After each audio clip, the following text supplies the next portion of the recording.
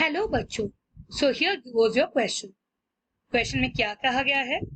The following diagram shows a section of an alveolus in a human lung. So ये जो picture है this shows a section of an alveolus जो कि human lung में है।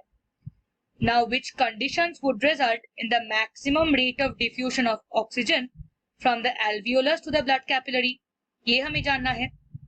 सो इसका आंसर निकालने के लिए चलो मैं आपको एक छोटा सा डायग्राम दिखाती हूँ। तो सपोज ये है मेरा ब्लड कैपिलरी, यहाँ पे ज्यादा क्या है? Carbon dioxide. So the blood in the capillaries is rich in carbon dioxide. And suppose now ये है मेरा एल्वियोलस, ठीक है? तो यहाँ पे ज्यादा क्या है? ऑक्सीजन। सो हमें क्या पता है यहाँ पे की कॉन्सेप्ट आपका क्या होगा? Key concept to be used here is diffusion, ठीक है? And what is diffusion? Diffusion is basically movement of molecules from higher concentration to lower concentration.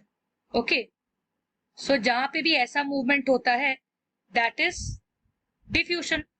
तो यहाँ पे जब आप एल्वियोली और इसका डायग्राम देख रहे हो तो यहाँ पे क्या हो रहा है, चेक करो स्टूडेंट्स। सो यहाँ पे आपका ऑक्सीजन का कॉन्सेंट्रेशन ज्यादा है तो ऑक्सीजन बाहर आएगा एंड CO2 जो है वो अंदर जाएगा।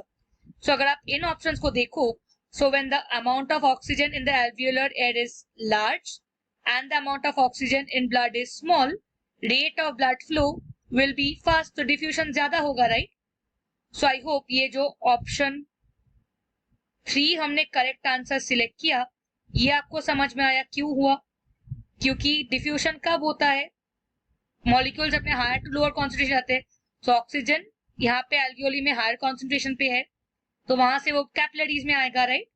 सो ये जो डिफरेंस है वो आपको समझ आया। So for this question, option 3 is the correct answer. I hope the explanation is clear. Thank you.